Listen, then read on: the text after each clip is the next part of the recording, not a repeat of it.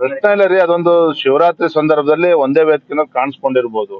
ಆದ್ರೆ ಅದಕ್ಕೂ ಮತ್ತೇನೋ ಬಹಳ ಧ್ರುವೀಕರಣ ಆಗ್ತದೆ, ಏನೋ ಡಿ ಕೆ ಶಿವಕುಮಾರ್ ಬಿಜೆಪಿಗೆ ಬಂದ್ಬಿಡ್ತಾರೆ, ಈ ರೀತಿ ಗುಸುಗು ಶುರುವಾಗಿದೆ. ಅದು ಯಾವ್ದಲ್ಲೂ ಕೂಡ ಅರ್ಥ ಇಲ್ಲ. ಸರ್, ಆರ್ಥಿಕ ಹೊರೆಯಿಂದ ಗ್ಯಾರಂಟಿ ಯೋಜನೆ ಕೆಲವು ಕಡಿತ ಆಗುತ್ತೆ ಅನ್ನೋ ಅಂತ ಮಾತುಗಳು ಕೇಳಿ ಬರ್ತಾ ಇದೆ. ನಾವು ಮುಖ್ಯಮಂತ್ರಿಗಳಿಗೆ ಕಳೆದ ವಾರ ನಾನು ಪತ್ರನೂ ಕೂಡ ಬರೆದಿದ್ದೇನೆ, ಬಹಿರಂಗವಾಗಿ ಪತ್ರ ಬರೆದಿದ್ದೇನೆ. ನಾಡಿನ ಜನರ ಅಪೇಕ್ಷೆ ಏನಿದೆ, ಅಪೇಕ್ಷೆ ತಕ್ಕಂತೆ ಬಜೆಟ್ ಅನ್ನ ಮಂಡನೆ ಮಾಡಬೇಕು ಮುಖ್ಯಮಂತ್ರಿಗಳು ಸಿದ್ದರಾಮಯ್ಯನವರು. ಅದರಲ್ಲೂ ಕೂಡ ಅತಿ ಹೆಚ್ಚು ಬಜೆಟ್ ಅನ್ನ ಮಂಡನೆ ಮಾಡಿರ್ತಕ್ಕಂಥ ಕೀರ್ತಿ ಸನ್ಮಾನ್ಯ ಸಿದ್ದರಾಮಯ್ಯನವರು ಸಲ್ತದೆ. ಹಾಗಾಗಿ ಜನರ ಅಪೇಕ್ಷೆನೂ ಕೂಡ ಸಾಕಷ್ಟಿದೆ. ಗ್ಯಾರಂಟಿಗಳೇ ಅಭಿವೃದ್ಧಿ ಆಗ್ಬಿಟ್ರೆ ನಾವ್ ಯಾರು ಕೂಡ ಶಾಸಕರು ಕೂಡ ತಲೆ ಎತ್ಕೊಂಡು ಓಡೋದಕ್ಕೆ ಸಾಧ್ಯ ಇಲ್ಲ, ಜನರು ಕೂಡ ನಮ್ಗೆ ಕ್ಷಮಿಸೋದಿಲ್ಲ. ಅದನ್ನ ಅರ್ಥ ಮಾಡ್ಕೊಂಡು ಮುಖ್ಯಮಂತ್ರಿಗಳು ಕ್ಷೇತ್ರಗಳಿಗೂ ಕೂಡ ಅನುದಾನನ ನೀಡ್ತಾರೆ, ರಾಜ್ಯದ ಅಭಿವೃದ್ಧಿಗೆ ಪೂರಕವಾಗಿ ಬಜೆಟ್ ಅನ್ನ ಮಂಡನೆ ಮಾಡ್ತಾರೆ ಅನ್ನೋ ಆಶಾಭಾವನೆ ನಾವು ಕೂಡ ಇದ್ದೇವೆ.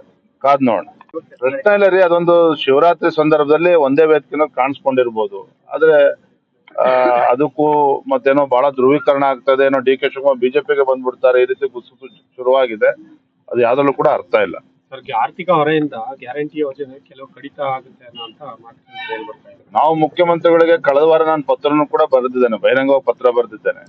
ನಾಡಿನ ಜನರ ಅಪೇಕ್ಷೆ ಏನಿದೆ, ಅಪೇಕ್ಷೆ ತಕ್ಕಂತೆ ಬಜೆಟ್ ಅನ್ನ ಮಂಡನೆ ಮಾಡಬೇಕು ಮುಖ್ಯಮಂತ್ರಿಗಳು ಸಿದ್ದರಾಮಯ್ಯನವರು. ಅದರಲ್ಲೂ ಕೂಡ ಅತಿ ಹೆಚ್ಚು ಬಜೆಟ್ ಅನ್ನ ಮಂಡನೆ ಮಾಡಿರ್ತಕ್ಕಂಥ ಕೀರ್ತಿ ಸನ್ಮಾನ್ಯ ಸಿದ್ದರಾಮಯ್ಯನವರು ಸಲ್ತದೆ. ಹಾಗಾಗಿ ಜನರ ಅಪೇಕ್ಷೆನೂ ಕೂಡ ಸಾಕಷ್ಟಿದೆ. ಗ್ಯಾರಂಟಿಗಳೇ ಅಭಿವೃದ್ಧಿ ಆಗ್ಬಿಟ್ರೆ ನಾವ್ ಯಾರು ಕೂಡ ಶಾಸಕರು ಕೂಡ ತಲೆ ಎತ್ಕೊಂಡು ಓಡೋದಕ್ಕೆ ಸಾಧ್ಯ ಇಲ್ಲ, ಜನರು ಕೂಡ ನಮ್ಗೆ ಕ್ಷಮಿಸೋದಿಲ್ಲ. ಅದನ್ನ ಅರ್ಥ ಮಾಡ್ಕೊಂಡು ಮುಖ್ಯಮಂತ್ರಿಗಳು ಕ್ಷೇತ್ರಗಳಿಗೂ ಕೂಡ ಅನುದಾನನ ನೀಡ್ತಾರೆ, ರಾಜ್ಯದ ಅಭಿವೃದ್ಧಿಗೆ ಪೂರಕವಾಗಿ ಬಜೆಟ್ ಅನ್ನ ಮಂಡನೆ ಮಾಡ್ತಾರೆ ಅನ್ನೋ ಆಶಾಭಾವನೆ ನಾವು ಕೂಡ ಇದ್ದೇವೆ. ಕಾದ್ ನೋಡೋಣ. ಪ್ರಶ್ನೆ ಇಲ್ಲ ರೀ. ಅದೊಂದು ಶಿವರಾತ್ರಿ ಸಂದರ್ಭದಲ್ಲಿ ಒಂದೇ ವೇದಿಕೆನ ಕಾಣಿಸ್ಕೊಂಡಿರ್ಬೋದು. ಆದ್ರೆ ಅದಕ್ಕೂ ಮತ್ತೇನೋ ಬಹಳ ಧ್ರುವೀಕರಣ ಆಗ್ತದೆ, ಏನೋ ಡಿ ಕೆ ಶಿವಕುಮಾರ್ ಬಿಜೆಪಿಗೆ ಬಂದ್ಬಿಡ್ತಾರೆ, ಈ ರೀತಿ ಗುಸುಗು ಶುರುವಾಗಿದೆ. ಅದು ಯಾವ್ದಲ್ಲೂ ಕೂಡ ಅರ್ಥ ಇಲ್ಲ. ಸರ್, ಆರ್ಥಿಕ ಹೊರೆಯಿಂದ ಗ್ಯಾರಂಟಿ ಯೋಜನೆ ಕೆಲವು ಕಡಿತ ಆಗುತ್ತೆ ಅನ್ನೋ ಅಂತ ಮಾತುಗಳು ಕೇಳಿ ಬರ್ತಾ ಇದೆ. ನಾವು ಮುಖ್ಯಮಂತ್ರಿಗಳಿಗೆ ಕಳೆದ ವಾರ ನಾನು ಪತ್ರನೂ ಕೂಡ ಬರೆದಿದ್ದೇನೆ, ಬಹಿರಂಗವಾಗಿ ಪತ್ರ ಬರೆದಿದ್ದೇನೆ. ನಾಡಿನ ಜನರ ಅಪೇಕ್ಷೆ ಏನಿದೆ, ಅಪೇಕ್ಷೆ ತಕ್ಕಂತೆ ಬಜೆಟ್ ಅನ್ನ ಮಂಡನೆ ಮಾಡಬೇಕು ಮುಖ್ಯಮಂತ್ರಿಗಳು ಸಿದ್ದರಾಮಯ್ಯನವರು. ಅದರಲ್ಲೂ ಕೂಡ ಅತಿ ಹೆಚ್ಚು ಬಜೆಟ್ ಅನ್ನ ಮಂಡನೆ ಮಾಡಿರ್ತಕ್ಕಂಥ ಕೀರ್ತಿ ಸನ್ಮಾನ್ಯ ಸಿದ್ದರಾಮಯ್ಯನವರು ಸಲ್ತದೆ. ಹಾಗಾಗಿ ಜನರ ಅಪೇಕ್ಷೆನೂ ಕೂಡ ಸಾಕಷ್ಟಿದೆ. ಗ್ಯಾರಂಟಿಗಳೇ ಅಭಿವೃದ್ಧಿ ಆಗ್ಬಿಟ್ರೆ ನಾವ್ ಯಾರು ಕೂಡ ಶಾಸಕರು ಕೂಡ ತಲೆ ಎತ್ಕೊಂಡು ಓಡೋದಕ್ಕೆ ಸಾಧ್ಯ ಇಲ್ಲ, ಜನರು ಕೂಡ ನಮ್ಗೆ ಕ್ಷಮಿಸೋದಿಲ್ಲ. ಅದನ್ನ ಅರ್ಥ ಮಾಡ್ಕೊಂಡು ಮುಖ್ಯಮಂತ್ರಿಗಳು ಕ್ಷೇತ್ರಗಳಿಗೂ ಕೂಡ ಅನುದಾನನ ನೀಡ್ತಾರೆ, ರಾಜ್ಯದ ಅಭಿವೃದ್ಧಿಗೆ ಪೂರಕವಾಗಿ ಬಜೆಟ್ ಅನ್ನ ಮಂಡನೆ ಮಾಡ್ತಾರೆ ಅನ್ನೋ ಆಶಾಭಾವನೆ ನಾವು ಕೂಡ ಇದ್ದೇವೆ. ಕಾದ್ ನೋಡೋಣ. ಪ್ರಶ್ನೆ ಇಲ್ಲ ರೀ. ಅದೊಂದು ಶಿವರಾತ್ರಿ ಸಂದರ್ಭದಲ್ಲಿ ಒಂದೇ ವೇದಿಕೆನ ಕಾಣಿಸ್ಕೊಂಡಿರ್ಬೋದು. ಆದ್ರೆ ಅದಕ್ಕೂ ಮತ್ತೇನೋ ಬಹಳ ಧ್ರುವೀಕರಣ ಆಗ್ತದೆ, ಏನೋ ಡಿ ಕೆ ಶಿವಕುಮಾರ್ ಬಿಜೆಪಿಗೆ ಬಂದ್ಬಿಡ್ತಾರೆ, ಈ ರೀತಿ ಗುಸುಗು ಶುರುವಾಗಿದೆ. ಅದು ಯಾವ್ದಲ್ಲೂ ಕೂಡ ಅರ್ಥ ಇಲ್ಲ. ಸರ್, ಆರ್ಥಿಕ ಹೊರೆಯಿಂದ ಗ್ಯಾರಂಟಿ ಯೋಜನೆ ಕೆಲವು ಕಡಿತ ಆಗುತ್ತೆ ಅನ್ನೋ ಅಂತ ಮಾತುಗಳು ಕೇಳಿ ಬರ್ತಾ ಇದೆ. ನಾವು ಮುಖ್ಯಮಂತ್ರಿಗಳಿಗೆ ಕಳೆದ ವಾರ ನಾನು ಪತ್ರನೂ ಕೂಡ ಬರೆದಿದ್ದೇನೆ, ಬಹಿರಂಗವಾಗಿ ಪತ್ರ ಬರೆದಿದ್ದೇನೆ. ನಾಡಿನ ಜನರ ಅಪೇಕ್ಷೆ ಏನಿದೆ, ಅಪೇಕ್ಷೆ ತಕ್ಕಂತೆ ಬಜೆಟ್ ಅನ್ನ ಮಂಡನೆ ಮಾಡಬೇಕು ಮುಖ್ಯಮಂತ್ರಿಗಳು ಸಿದ್ದರಾಮಯ್ಯನವರು. ಅದರಲ್ಲೂ ಕೂಡ ಅತಿ ಹೆಚ್ಚು ಬಜೆಟ್ ಅನ್ನ ಮಂಡನೆ ಮಾಡಿರ್ತಕ್ಕಂಥ ಕೀರ್ತಿ ಸನ್ಮಾನ್ಯ ಸಿದ್ದರಾಮಯ್ಯನವರು ಸಲ್ತದೆ. ಹಾಗಾಗಿ ಜನರ ಅಪೇಕ್ಷೆನೂ ಕೂಡ ಸಾಕಷ್ಟಿದೆ. ಗ್ಯಾರಂಟಿಗಳೇ ಅಭಿವೃದ್ಧಿ ಆಗ್ಬಿಟ್ರೆ ನಾವ್ ಯಾರು ಕೂಡ ಶಾಸಕರು ಕೂಡ ತಲೆ ಎತ್ಕೊಂಡು ಓಡೋದಕ್ಕೆ ಸಾಧ್ಯ ಇಲ್ಲ, ಜನರು ಕೂಡ ನಮ್ಗೆ ಕ್ಷಮಿಸೋದಿಲ್ಲ. ಅದನ್ನ ಅರ್ಥ ಮಾಡ್ಕೊಂಡು ಮುಖ್ಯಮಂತ್ರಿಗಳು ಕ್ಷೇತ್ರಗಳಿಗೂ ಕೂಡ ಅನುದಾನನ ನೀಡ್ತಾರೆ, ರಾಜ್ಯದ ಅಭಿವೃದ್ಧಿಗೆ ಪೂರಕವಾಗಿ ಬಜೆಟ್ ಅನ್ನ ಮಂಡನೆ ಮಾಡ್ತಾರೆ ಅನ್ನೋ ಆಶಾಭಾವನೆ ನಾವು ಕೂಡ ಇದ್ದೇವೆ. ಕಾದ್ ನೋಡೋಣ. ಪ್ರಶ್ನೆ ಇಲ್ಲ ರೀ. ಅದೊಂದು ಶಿವರಾತ್ರಿ ಸಂದರ್ಭದಲ್ಲಿ ಒಂದೇ ವೇದಿಕೆನ ಕಾಣಿಸ್ಕೊಂಡಿರ್ಬೋದು. ಆದ್ರೆ ಅದಕ್ಕೂ ಮತ್ತೇನೋ ಬಹಳ ಧ್ರುವೀಕರಣ ಆಗ್ತದೆ, ಏನೋ ಡಿ ಕೆ ಶಿವಕುಮಾರ್ ಬಿಜೆಪಿಗೆ ಬಂದ್ಬಿಡ್ತಾರೆ, ಈ ರೀತಿ ಗುಸುಗು ಶುರುವಾಗಿದೆ. ಅದು ಯಾವ್ದಲ್ಲೂ ಕೂಡ ಅರ್ಥ ಇಲ್ಲ. ಸರ್, ಆರ್ಥಿಕ ಹೊರೆಯಿಂದ ಗ್ಯಾರಂಟಿ ಯೋಜನೆ ಕೆಲವು ಕಡಿತ ಆಗುತ್ತೆ ಅನ್ನೋ ಅಂತ ಮಾತುಗಳು ಕೇಳಿ ಬರ್ತಾ ಇದೆ. ನಾವು ಮುಖ್ಯಮಂತ್ರಿಗಳಿಗೆ ಕಳೆದ ವಾರ ನಾನು ಪತ್ರನೂ ಕೂಡ ಬರೆದಿದ್ದೇನೆ, ಬಹಿರಂಗವಾಗಿ ಪತ್ರ ಬರೆದಿದ್ದೇನೆ. ನಾಡಿನ ಜನರ ಅಪೇಕ್ಷೆ ಏನಿದೆ, ಅಪೇಕ್ಷೆ ತಕ್ಕಂತೆ ಬಜೆಟ್ ಅನ್ನ ಮಂಡನೆ ಮಾಡಬೇಕು ಮುಖ್ಯಮಂತ್ರಿಗಳು ಸಿದ್ದರಾಮಯ್ಯನವರು. ಅದರಲ್ಲೂ ಕೂಡ ಅತಿ ಹೆಚ್ಚು ಬಜೆಟ್ ಅನ್ನ ಮಂಡನೆ ಮಾಡಿರ್ತಕ್ಕಂಥ ಕೀರ್ತಿ ಸನ್ಮಾನ್ಯ ಸಿದ್ದರಾಮಯ್ಯನವರು ಸಲ್ತದೆ. ಹಾಗಾಗಿ ಜನರ ಅಪೇಕ್ಷೆನೂ ಕೂಡ ಸಾಕಷ್ಟಿದೆ. ಗ್ಯಾರಂಟಿಗಳೇ ಅಭಿವೃದ್ಧಿ ಆಗ್ಬಿಟ್ರೆ ನಾವ್ ಯಾರು ಕೂಡ ಶಾಸಕರು ಕೂಡ ತಲೆ ಎತ್ಕೊಂಡು ಓಡೋದಕ್ಕೆ ಸಾಧ್ಯ ಇಲ್ಲ, ಜನರು ಕೂಡ ನಮ್ಗೆ ಕ್ಷಮಿಸೋದಿಲ್ಲ. ಅದನ್ನ ಅರ್ಥ ಮಾಡ್ಕೊಂಡು ಮುಖ್ಯಮಂತ್ರಿಗಳು ಕ್ಷೇತ್ರಗಳಿಗೂ ಕೂಡ ಅನುದಾನನ ನೀಡ್ತಾರೆ, ರಾಜ್ಯದ ಅಭಿವೃದ್ಧಿಗೆ ಪೂರಕವಾಗಿ ಬಜೆಟ್ ಅನ್ನ ಮಂಡನೆ ಮಾಡ್ತಾರೆ ಅನ್ನೋ ಆಶಾಭಾವನೆ ನಾವು ಕೂಡ ಇದ್ದೇವೆ. ಕಾದ್ ನೋಡೋಣ. ಪ್ರಶ್ನೆ ಇಲ್ಲ ರೀ. ಅದೊಂದು ಶಿವರಾತ್ರಿ ಸಂದರ್ಭದಲ್ಲಿ ಒಂದೇ ವೇದಿಕೆನ ಕಾಣಿಸ್ಕೊಂಡಿರ್ಬೋದು. ಆದ್ರೆ ಅದಕ್ಕೂ ಮತ್ತೇನೋ ಬಹಳ ಧ್ರುವೀಕರಣ ಆಗ್ತದೆ, ಏನೋ ಡಿ ಕೆ ಶಿವಕುಮಾರ್ ಬಿಜೆಪಿಗೆ ಬಂದ್ಬಿಡ್ತಾರೆ, ಈ ರೀತಿ ಗುಸುಗು ಶುರುವಾಗಿದೆ. ಅದು ಯಾವ್ದ್ರಲ್ಲೂ ಕೂಡ ಅರ್ಥ ಇಲ್ಲ. ಸರ್, ಆರ್ಥಿಕ ಹೊರೆಯಿಂದ ಗ್ಯಾರಂಟಿ ಯೋಜನೆ ಕೆಲವು ಕಡಿತ ಆಗುತ್ತೆ ಅನ್ನೋ ಅಂತ ಮಾತುಗಳು ಕೇಳಿ ಬರ್ತಾ ಇದೆ. ನಾವು ಮುಖ್ಯಮಂತ್ರಿಗಳಿಗೆ ಕಳೆದ ವಾರ ನಾನು ಪತ್ರನೂ ಕೂಡ ಬರೆದಿದ್ದೇನೆ, ಬಹಿರಂಗವಾಗಿ ಪತ್ರ ಬರೆದಿದ್ದೇನೆ. ನಾಡಿನ ಜನರ ಅಪೇಕ್ಷೆ ಏನಿದೆ, ಅಪೇಕ್ಷೆ ತಕ್ಕಂತೆ ಬಜೆಟ್ ಅನ್ನ ಮಂಡನೆ ಮಾಡಬೇಕು ಮುಖ್ಯಮಂತ್ರಿಗಳು ಸಿದ್ದರಾಮಯ್ಯನವರು.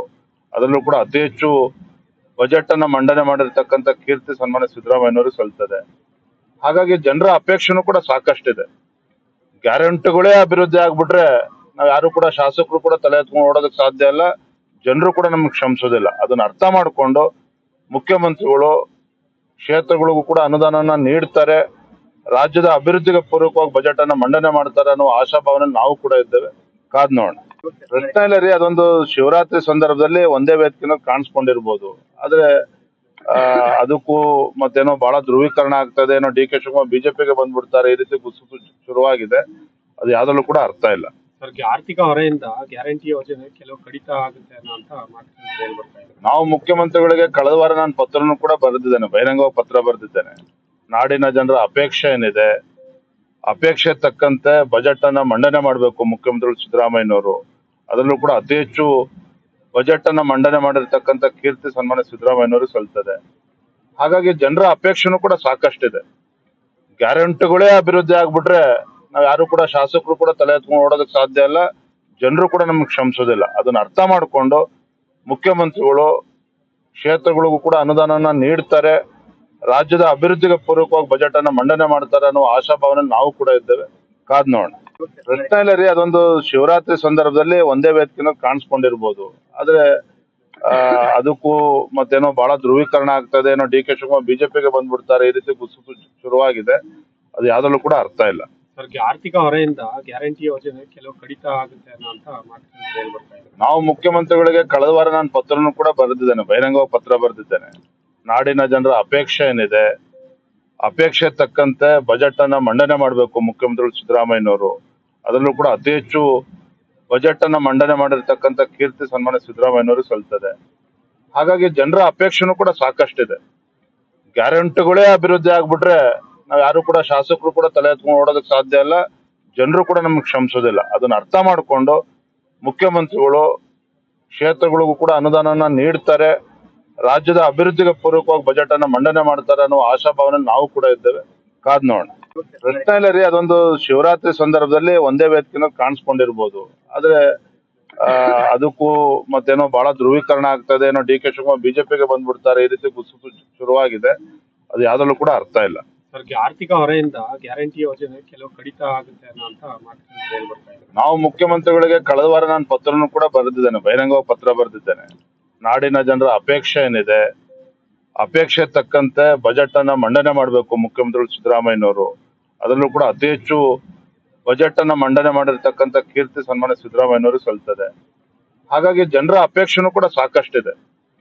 ಗ್ಯಾರಂಟಿಗಳೇ ಅಭಿವೃದ್ಧಿ ಆಗ್ಬಿಟ್ರೆ ನಾವ್ ಯಾರು ಕೂಡ ಶಾಸಕರು ಕೂಡ ತಲೆ ಎತ್ಕೊಂಡು ಓಡೋದಕ್ಕೆ ಸಾಧ್ಯ ಇಲ್ಲ, ಜನರು ಕೂಡ ನಮ್ಗೆ ಕ್ಷಮಿಸೋದಿಲ್ಲ. ಅದನ್ನ ಅರ್ಥ ಮಾಡ್ಕೊಂಡು ಮುಖ್ಯಮಂತ್ರಿಗಳು ಕ್ಷೇತ್ರಗಳಿಗೂ ಕೂಡ ಅನುದಾನನ ನೀಡ್ತಾರೆ, ರಾಜ್ಯದ ಅಭಿವೃದ್ಧಿಗೆ ಪೂರಕವಾಗಿ ಬಜೆಟ್ ಅನ್ನ ಮಂಡನೆ ಮಾಡ್ತಾರೆ ಅನ್ನೋ ಆಶಾಭಾವನೆ ನಾವು ಕೂಡ ಇದ್ದೇವೆ. ಕಾದ್ ನೋಡೋಣ.